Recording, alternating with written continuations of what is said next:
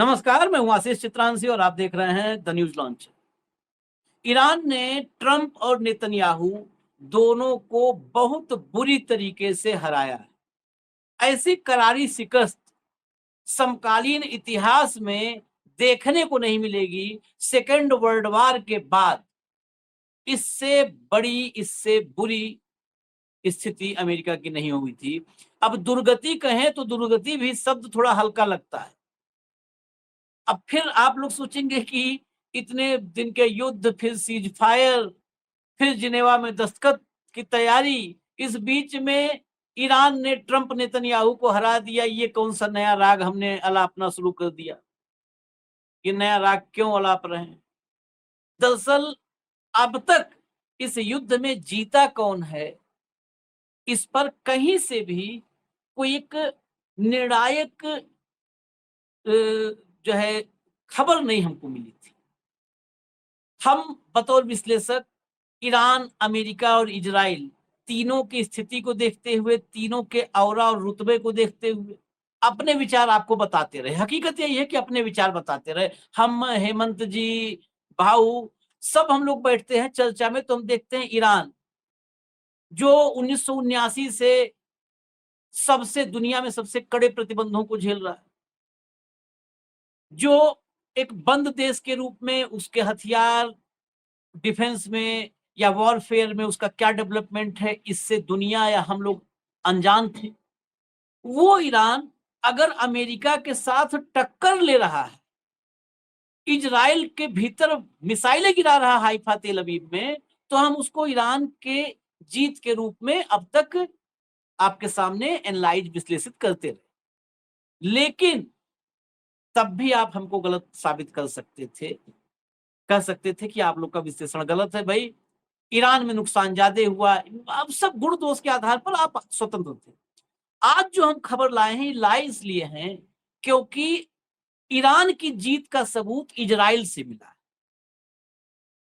अब किसी को डाउट नहीं होना चाहिए। अब तक अंधभक्त, खासकर इजराइल से ज्यादा नेतन्याहू के भक्त भारत में हो गए हैं। दरअसल मोदी जी जो ही माय डियर फ्रेंड हो जाता है, ये सब उसी का अगरबत्ती दिखाने लगता है। तो ये सब कहते थे नहीं, इजराइल और अमेरिका नाबूद कर देंगे ईरान को, खत्म, ईरान जमींदोज हो जाएगा, बुलडोज हो जाएगा। तो हम उनको, उनके साथ कोई कुतर्क नहीं करना चाहते थे और नहीं करते भी नहीं थे। लेकिन जब इजराइल ये सबूत दे रहा हो तो अंधभक्त कहां जाए, कहां मुंह छिपाए? हेमंत भाई को लाइए, वो कहीं मुंह छिपावे, हम सब कुछ बता देते हैं ताकि वो कहीं भी मुंह दिखाने लायक न रहे। अब छिपाने की जगह वो अपना ढूंढ ले, व्यवस्था खुद करें। मोदी जी कहें आत्मनिर्भर बनो, तो अंधभक्त भी आत्मनिर्भर बने, अपनी व्यवस्था खुद करें। कैसे सबूत आया है आपको दिखाते हैं। इजराइल से आया है, किसी की भूमिका नहीं है, न इसमें फॉल्स न्यूज की है, न प्रेस टीवी की है, न ईरान की है, न आज तक की है, न कल तक की है।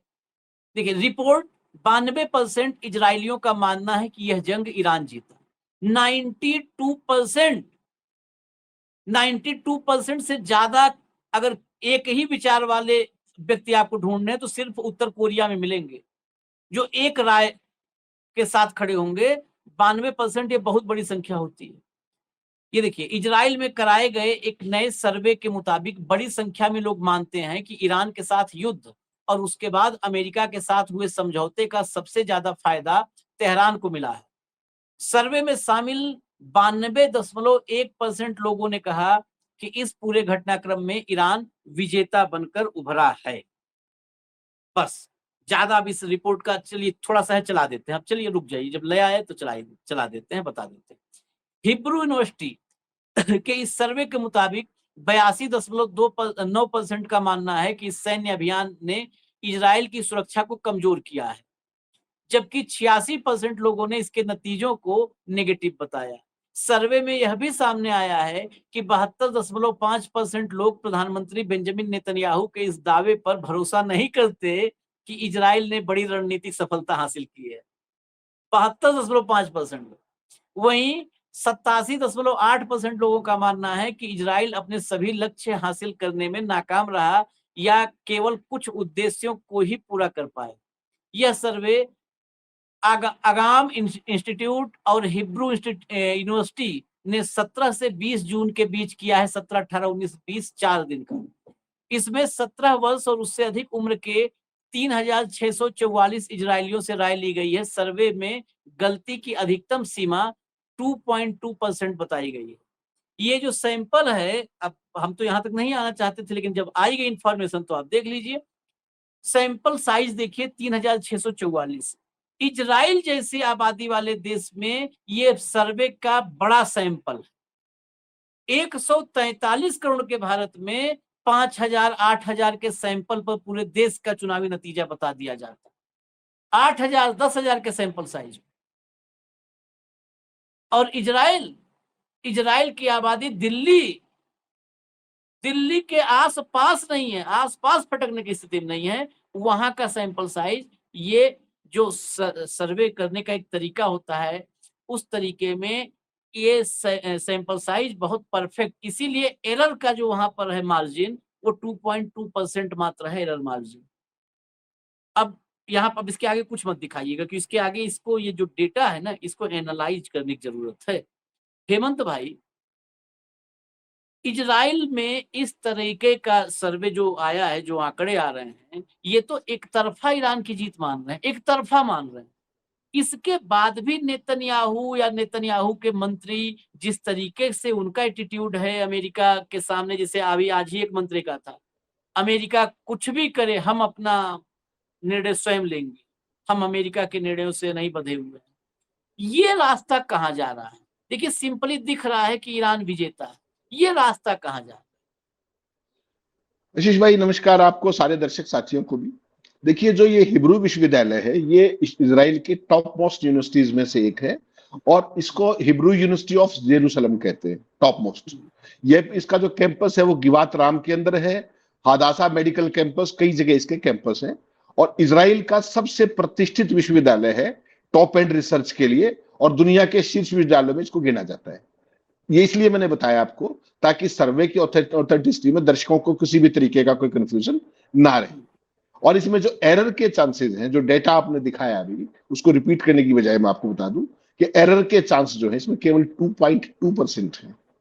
लेकिन जब आप ये देखो कि 92% लोग कह रहे हो, तो उसमें एरर चाहे 2% हो या 4%, उससे कोई बहुत फर्क नहीं पड़ता है।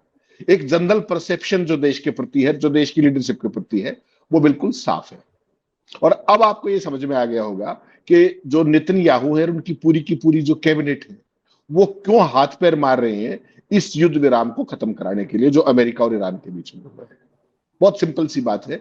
हम 28 फरवरी से लगातार चर्चा करते आ रहे हैं, और एक लाइन 28 फरवरी के पहले शो में मैंने कही थी कि आशीष भाई याद रखना मेरी बात, कि अमेरिका इस युद्ध को जीत नहीं सकता और ईरान इस युद्ध को हार नहीं सकता, कितना ही नुकसान हो जाए। आपको याद होगी ये बात। आज की तारीख में दुनिया में कोई कुछ कहता रहे, लेकिन अगर इजराइल की जनता ने यह मान लिया है 92% ने कि युद्ध हम हार गए, तो उसके बाद नेतन्याहू के पास कुछ बचता नहीं कहने को। ट्रंप वहां कितना ही डंका बजाता रहे, जो मर्जी करता रहे, लेकिन हकीकत यह है, जो हम बार बार ये कहा करते, कि इजराइल की जनता ने अब तक पिछले 50-60 सालों में, 70 सालों में कभी अपने यहां विनाश नहीं देखा है। इजराइल की लीडरशिप ने वेस्ट एशिया से लेकर सभी पड़ोसियों पे वहां कहर बरपाया है। इजराइल के लोगों पर कभी इस तरीके के अटैक नहीं हुए जो इनका हाल ईरान ने किया, चाहे वो लास्ट ईयर जून में आपको याद हो तब किया था, या इस बार किया। इनका जो सिविक इंफ्रास्ट्रक्चर था, इनके जो एयरड्रोम थे, आयरन डोम थे, सब तहस नहस कर दिए। और हालत ये हुई कि हर दिन सायरन बजते थे और सारे के सारे लोग बंकरों के अंदर। ये आपने लगातार देखा इस युद्ध के दौरान। तो उसका ये परिणाम है। और ये परिणाम क्या है? ये सिंपल सी बात है भाई। आज ये 92% लोग कह रहे हैं, आज 21 जून है और चुनाव कब है? 27 अक्टूबर से पहले पहले होना है। आपको क्या लगता है 4 महीने में क्या बदल जाएगा? अब क्या ट्रंप जो मौजूदा हालात है उसमें इजराइल को कभी भी अटैक करने देंगे ईरान के ऊपर? आपको लगता है ऐसा? इसीलिए ईरान ले दे करके इजराइल जो है बार बार लेबनान के ऊपर हमले कर रहा है। इसलिए उस सीज फायर को ठप कराने की कोशिश कर रहा है। और आपने देखा किस तरीके से ट्रंप ने 2 महीने तक हाथ पैर मार के हार्मुज खुलवाने की घोषणा की। हार्मुज खुला, और जैसे ही कल लेबनान पे अटैक किया, 18 लोग मरे, अमेरिका उसने ईरान ने हार्मुज को फिर से बंद कर दिया। अब वहां पर फिर वही स्थिति है जो पहली स्थिति थी। तो ट्रंप कुछ भी करेंगे, वो किसी भी कीमत में इजराइल को अब युद्ध इधर नहीं करने देंगे, इजराइल की मदद नहीं करना चाहेंगे जहां तक उनकी चलेगी। और ट्रंप बाकायदा इंटरनली ये कह भी रहे हैं कि किस तरीके से इजराइल जबरदस्ती सीज फायर को खराब करा के हमें युद्ध में फिर घसीटना चाहता है। इंटरनली कह रहे हैं ये बात अपने समर्थकों को। मैंने एक स्क्रीनशॉट भी भेजा है, अगर दर्शकों को चाहे तो दिखा सकते हैं, जिसमें ट्रंप ये बात कह रहे हैं, अंग्रेजी का है, थोड़ा सा उसमें क्लैरिटी हो जाएगी कि ट्रंप किस तरीके से अपने सलाहकारों को ये बता रहे हैं कि इजराइल हमें युद्ध में खींचना चाह रहा है फिर से। ये Trump privately alleges that Israel is trying to drag him back into his Iran war. A Trump official says the US president is right now madder at the Israelis than Iranians. यानी कि आज की तारीख में Trump Iran पर कम गुस्सा है और इजराइल को लेकर के ज्यादा पगलाए हुए हैं। और उसका कारण सिंपल है, नेतन्याहू को कब तक बचाए और कहां तक बचाए। आपने जेडी वांस की बात सुनी होगी, जिस तरीके से क्या कहा जेडी वांस ने। उसने कहा कि दुनिया में कोई तुम्हारा नाम लेवा नहीं, केवल अमेरिका का राष्ट्रपति तुम्हारे साथ सांत्वना रखता है।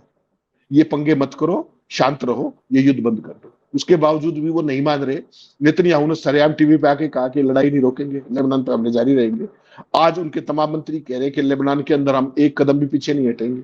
तो मतलब समझ लीजिए क्या है, किसी भी कीमत पर आशीष भाई नेतन्याहू चाहे कुछ भी कर ले।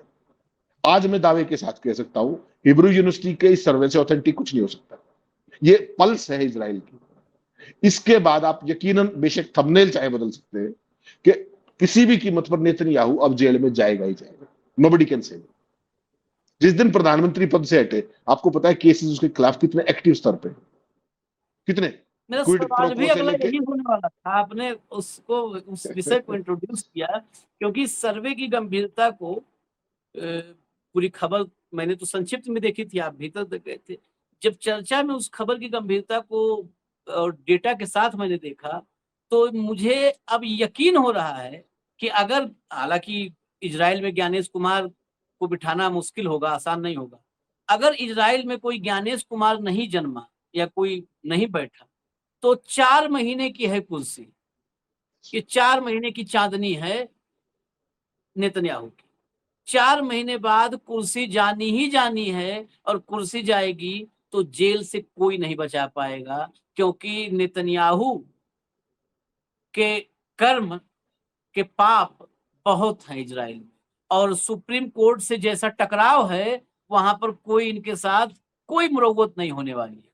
टकराव भी तो है, सुप्रीम कोर्ट के चीफ जस्टिस को भी तो अपमानित किया है इसने, हेमंत भाई। उसको किसी तो भी मान्यता ही विदेशी नहीं, उसके है? उसके चुनाव को मान्यता ही नहीं दे रहे। वहां हाँ पे सुप्रीम कोर्ट के चीफ जस्टिस का इलेक्शन होता है। तो हाँ सिर्फ सुप्रीम कोर्ट के चीफ जस्टिस का इलेक्शन हुए 1.5 साल हो गया है। ये हाँ महोदय उसको मान्यता ही नहीं दे रहे, और इसीलिए मोदी जी जब डंका बजा रहे थे वहां की संसद में खड़े हाँ होकर के, तो समूचे विपक्ष ने बायकाट कर दिया था, हाँ। याद रखिए। तो सुप्रीम कोर्ट तो पहले ही ऑफेंडेड है इससे, नेतन्याहू से बहुत बुरे तरीके से ऑफेंडेड है, और जनता का मूड आपने बता दिया है। तो नेतन्याहू तो भाई साहब जेल ही जाएंगे 28 अक्टूबर के बाद, ये लिख लीजिए। 92% बहुत बड़ा। मैं कहता रहा हूं कि अगर किसी एक डेटा में किसी की अलोकप्रियता या किसी के खिलाफ मैंडेट परसेंटेज में देखना हो, तो आंकड़ों में ये मैंडेट नॉर्थ कोरिया में किम जोंग के पक्ष वाले मैंडेट के बाद दूसरे नंबर पर डेटा है। इसके बीच में वहां 99% से ज्यादा किम जोंग के पक्ष में मतदान हुआ था, यहाँ 92% से ज्यादा नेतन्याहू के खिलाफ लोग हैं। और जितने डेटा हैं अलग अलग सवालों पर 87%, 88%, 86%, सारा ओवरऑल यही घूम रहा है जो नेतन्याहू की नाकामी को स्टेब्लिश करता है। और नेतन्याहू के नाकामी को स्टेब्लिश करना हो तो आप इस सर्वे की ओर आगे चलिए।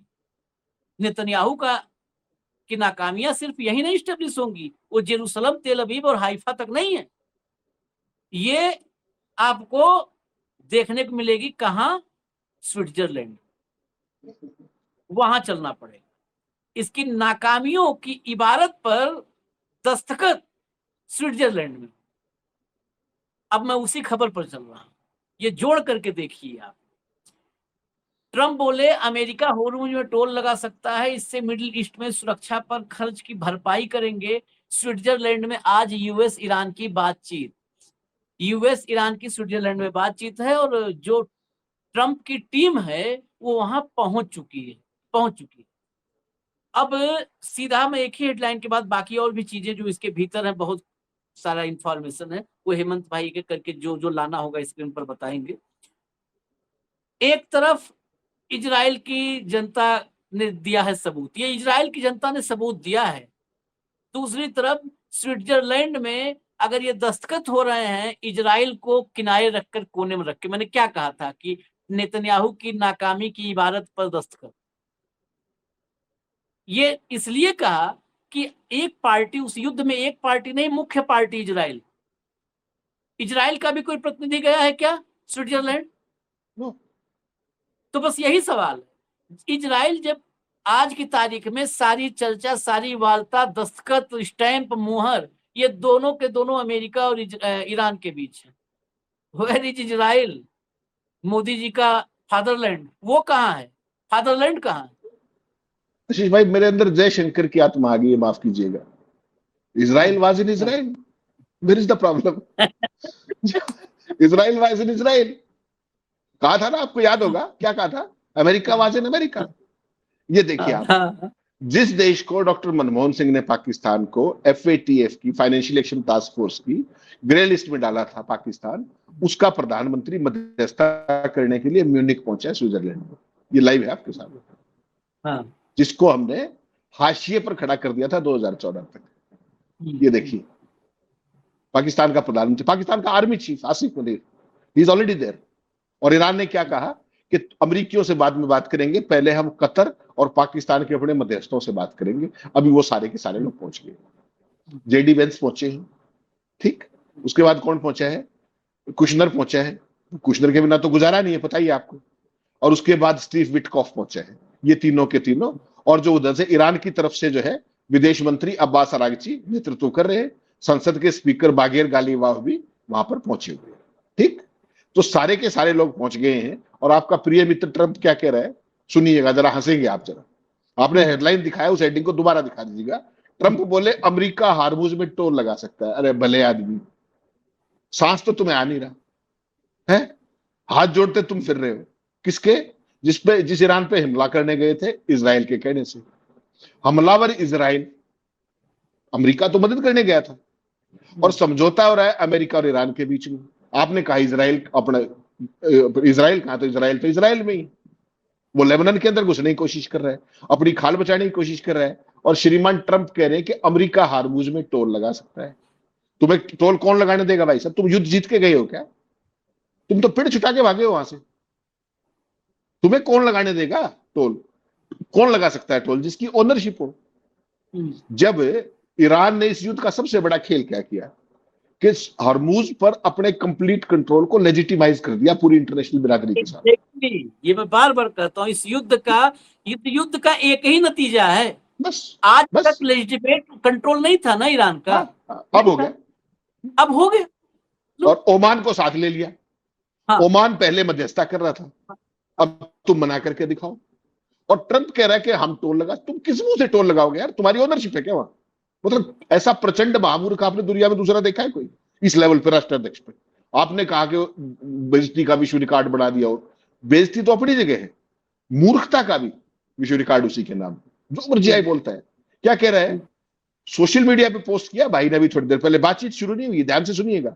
अभी बातचीत शुरू नहीं हुई डेलीगेशन लेवल की, अभी मीडिएटर्स मिल रहे हैं पाकिस्तान और ओमान, ईरान से। और ट्रंप साहब क्या कह रहे हैं? अगर ईरान के साथ 60 दिन में कोई समझौता नहीं हुआ तो अमेरिका भविष्य में हार्मुज स्ट्रेट में टोल लगाने पर विचार कर सकता है। बताओ भाई, मैं आशीष चित्रांशी के गेट के बार बैरियर लगा सकता हूं? सुना आपने कभी ऐसा?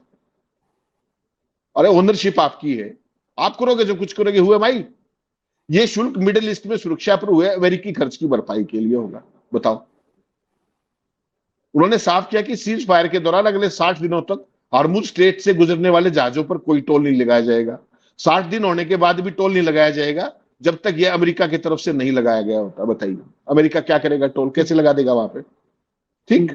ईरान ने कल शाम को घोषणा कर दी कि हार्मुज दोबारा से बंद है, और IRGC ने साफ कह दिया कि हार्मुज के पास से न गुजरने की चेतावनी हम दे रहे हैं, और अगर कोई ऐसा करता है तो सुरक्षा की गारंटी हमारी नहीं होगी। क्लियर? उस सारी परिस्थिति में अब आप देखिए कि हालत क्या है वहां पे इस समय। जब मैं और आप बात कर रहे हैं रियल टाइम में इस पूरे इशू को, थोड़ा सा आपके, ट्रंप अमेरिका में बैठा है, उसने क्या कहा था आपको याद होगा कि अगर इस युद्ध में हमने सफलतापूर्वक बार्गेन किया तो श्रेय मैं लूंगा, और अगर नहीं कर पाए तो जेडी वेंस के ऊपर आरोप लगा दूंगा। तो जेडी वेंस को भेज दिया है बलि का बकरा बढ़ा करके। ठीक, वो पहुंच गए वहां पे, अभी बातचीत वगैरह का इंतजार कर रहे हैं। ईरान के जो विदेश मंत्री हैं वो स्विस विदेश मंत्री से मुलाकात कर चुके हैं। अमेरिका, ईरान और पाकिस्तान के नेता, मैंने जैसा बताया, स्विट्जरलैंड में ऑलरेडी हैं और वो सारे के सारे बातचीत करें। और ईरान के राष्ट्रपति ने बिल्कुल साफ कर दिया है, अभी जब मैं आपसे बात कर रहा हूं, यूएस डील से कतर में फंसे $6 अरब वापस मिलेंगे। ठीक, ईरान के राष्ट्रपति मसूद पेज़ेश्कियान ने कहा है कि अमेरिका के साथ, ये दिखा भी दीजिएगा, खबर है आपके पास, ये दिखा दीजिएगा, अमेरिका के साथ शुरुआती समझौते के तहत कतर में फंसे ईरान के $6 अरब वापस मिल जाएंगे। तस्नीम न्यूज एजेंसी ने कहा कि पेज़ेश्कियान ने समझौता ज्ञापन की सभी शर्तों ईरान के पक्ष में है और इन बातचीत के नतीजे जल्द दिखाई देंगे। राष्ट्रपति ने दावा किया कि अमेरिकी राष्ट्रपति डोनाल्ड ट्रंप ने जिन चीजों पर पहले रोक लगाने की बात कही थी, अब उन्हें ईरानी जनता के अधिकार के तौर पर स्वीकार कर लिया है। ठीक, ये सारी की सारी खबरें चलाते रहिएगा ताकि दर्शक पढ़ ले। तो कुल मिला के आशीष भाई, आज की तारीख में ईरान जो पूरे समझौते की शर्त आपने देखा, एमओयू, अभी तो मेमोरेंडम ऑफ अंडरस्टैंडिंग, समझौते को तो फॉर्मलाइज किया जाना है फाइनली। तो एमओयू की जो 14 की 14 शर्तें हैं वो 100% ईरान के पक्ष में दिखाई देती हैं। उसमें अमेरिका तो कहीं है ही नहीं उसका लाभ, अमेरिका तो पीड़ छुटा के भागा है। और इजराइल के लोग क्या सोचते हैं वो आपने हिब्रू यूनिवर्सिटी का पूरे का पूरा कच्चा चिट्ठा दर्शकों को दिखा दिया। इस युद्ध का कुल मिला के कुल अर्जित ये है कि नेतन्याहू की जेल पक्की है। इजराइल की जनता ने बिना किसी लाग लपेट के अपना मैंडेट दे दिया है। इसीलिए नेतन्याहू, आपके सामने क्या खबर चल रही है, हमले जारी रखेंगे। ठीक, वो भी यही कह रहे हैं, उनके मंत्री भी यही कह रहे हैं। मतलब साफ है, किसी भी कीमत पे अमेरिका और इजराइल, ईरान का जो समझौता है उस युद्ध विराम का, उसको लागू नहीं होने देना। वो जो शर्तें तय हुई हैं उनको पूरा नहीं होने देना। और वो एक ही बात में होगा कि हिजबुल्लाह के नाम पर लेबनान को ध्वस्त करते रहेंगे और ईरान गुस्से में आकर के उनके ऊपर अटैक कर देगा। इजराइल यही चाहता है, नेतन्याहू यही चाहते हैं, ट्रंप इस स्थिति से बचना चाह रहे हैं। यानी कि अमेरिका बैकफुट पे, ईरान डोमिनेटिंग पोजीशन में। इससे क्लियर विक्ट्री समकालीन इतिहास में आपको, युद्ध के इतिहास में नहीं मिलेगी। ईरान जैसा छोटा देश, जिसकी, जो आपके प्रिय मित्र जयशंकर क्या कह रहे थे, जयशंकर ने कहा था, याद रखिएगा, कि आप क्या चाहते हैं, चीन की मुझसे 6 गुना बड़ी अर्थव्यवस्था है, मैं उनसे झगड़ा बोल ले लूं। तो अमेरिका और इजराइल जिन्होंने ईरान पे हमला किया था, उन दोनों की जो अर्थव्यवस्था है वो ईरान से 91 गुना बड़ी है, 91 टाइम्स। 91 टाइम्स। और ईरान ने दोनों को घुटनों पे ला करके ऐसा रगड़ा कि इजराइल की जनता त्राहिमाम कर रही है और नेतन्याहू के शासन से पिंड छुटाना चाहती है। भगत जन इस बात को नोट कर ले कि फादरलैंड की क्या गत हो रही है, और ये मैं और आशीष तरंशिनी, वहां की जनता कह रही है, ऑफिशियल सोर्सेज से ये खबर है। कुल मिला जुला करके दुनिया में एक, हम लोग बहुत उस समय युद्ध के समय चर्चा करते थे इस बात की, युद्ध जैसे ही थमा तो हमारी चर्चा भी रुक गई थी। नया वर्ल्ड ऑर्डर, अब उस नए वर्ल्ड ऑर्डर की प्रासंगिकता, अब वक्त है जब उस पर नए सिरे से चर्चा भी हो, और होनी भी चाहिए, क्योंकि वो नया वर्ल्ड ऑर्डर जो चर्चा कर रहे थे तब आकार नहीं लिया था उसने, अब आकार ले लिया है। यहां पर अभी तक हमने क्या चर्चा की हेमंत भाई ने, नेतन्याहू की कुर्सी जाएगी, नेतन्याहू जेल जाएंगे, स्विट्जरलैंड में दस्तखत हो जाएंगे, ट्रंप अपमानित हुआ, बेइज्जत हुआ, कमजोर हुआ। लेकिन इस सब के बीच जब एक पक्ष में ये सब हो रहा है तो दूसरे पक्ष ईरान में क्या होगा, यह भी आकलन करना जरूरी है, बतौर भविष्यवक्ता नहीं, बतौर जियोपॉलिटिक्स की थोड़ी बहुत समझ रखने वाले विद्यार्थी के रूप। क्या, आखिरी सवाल है, क्या ईरान अब दुनिया में एक धुरी या सुपर पावर बनने जा रहा है हेमंत? निश्चित तौर पे मान करके चलिएगा। ये देखिए, ये कंडीशन देखिए, अभी अभी जब मैं और आप बात कर रहे थे, ईरान के सुप्रीम लीडर के सलाहकार ने क्या कहा है, केवल कागजी समझौतों को नहीं मानेंगे, जिन चीजों पे सहमत हुए हो वो सारी की सारी चीज आपको जमीन पर लागू होनी होगी, सभी वायदों को पूरी तरह लागू करना होगा। ये मुखबर ने अभी अभी, ये रियल टाइम में मैं आपको दिखा रहा हूं। आपने कहा बहुत बड़ा, पूरा जो वेस्ट एशिया के अंदर अभी तक इजराइल की जो दादागिरी थी वो मान करके चलिएगा, अब वहां पर 2 तक साइमल्टेनियसली उनके सामने ईरान रोज दम ठोकेगा और इजराइल की वो हिम्मत नहीं बचेगी कि जब चाहे जिस पे चाहे अटैक कर दे। बिल्कुल सही कहा आपने, और मुझे हैरानी नहीं होगी कि गल्फ काउंसिल का जो कॉपरेशन काउंसिल है, जीसीसी जिसको हम बोलते हैं, जहां पर अमेरिका के सारे अड्डे थे, उन पर भी अब कहीं ना कहीं संकट आएगा, क्योंकि ईरान नया ध्रुव बन गया वहां पे, और वो सारे गल्फ काउंसिल के सारे सदस्य ईरान के पड़ोसी हैं, उनको वहीं रहना है, वो कहीं जा नहीं सकते। अमेरिका उनको कैसी सुरक्षा दे पाएगा वो आपने देख लिया, उनके अपने ही अड्डे सारे के सारे ध्वस्त हो गए, सैनिक होटलों में चले गए, देखा आपने, पूरे दुनिया के इतिहास में नहीं देखा था आपने, इस बार देखा। तो यहां से अमेरिका के अड्डे पैकअप होके जाएंगे, जोड़ा उठा के जाएंगे, मुझे इस पे भी कोई अतिशयोक्ति नहीं होगी अगर ये होता है तो। और इस क्षेत्र के अंदर निश्चित तौर पे इजराइल के सामने एक बहुत दमदार ताकत के तौर पर अपना ईरान खड़ा होगा, और चीन और रूस लगातार उसकी मदद करेंगे हर क्षेत्र में अनकंडीशनली, अमेरिका का भी इलाज करने के लिए और इजराइल का भी इलाज करने के लिए।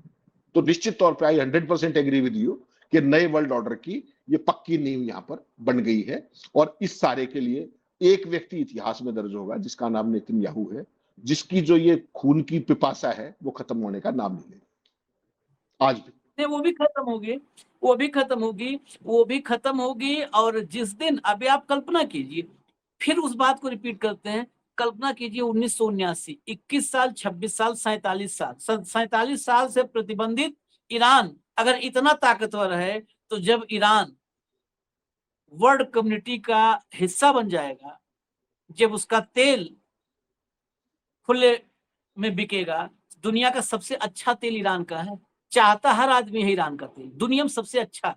वो बहुत इंपॉर्टेंट होता है तेल की क्वालिटी, वो तेल का जो घनत्व होता है, वेनेजुएला, ईरान, इन सब में अलग अलग, रूस, सब में बहुत फर्क है, और ईरान बेस्ट है। जब ईरान का लेवल हो जाएगा तो ईरान की इकोनॉमी को बूस्ट सोचिए।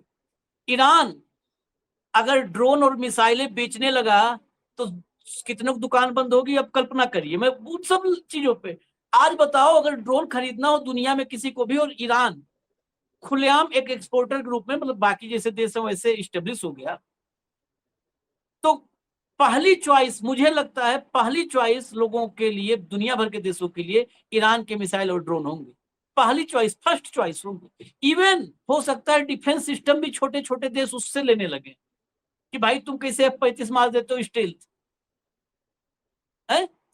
तो सोचो, आप दुनिया में दो चीजें सुपर पावर बनाती हैं, हथियार और तेल, यही दो चीज है सुपर पावर बनाने वाला। और कोई ऐसा नहीं है कि ऐसे शेरवानी पहन के जाओ और पर्ची लेके जाओ सुपर पावर बन जाओ, ऐसे कोई शॉर्टकट नहीं है फॉर्मूला, तेल और हथियार।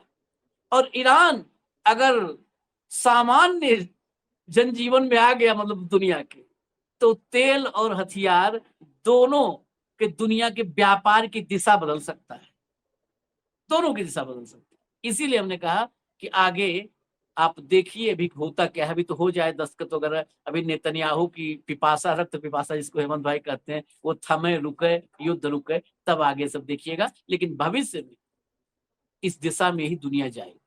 इजाजत दीजिए हमें, हम फिर आएंगे, महत्वपूर्ण कोई खबर होगी, बड़ी खबर होगी। धन्यवाद हेमंत भाई, बहुत बहुत धन्यवाद, नमस्कार।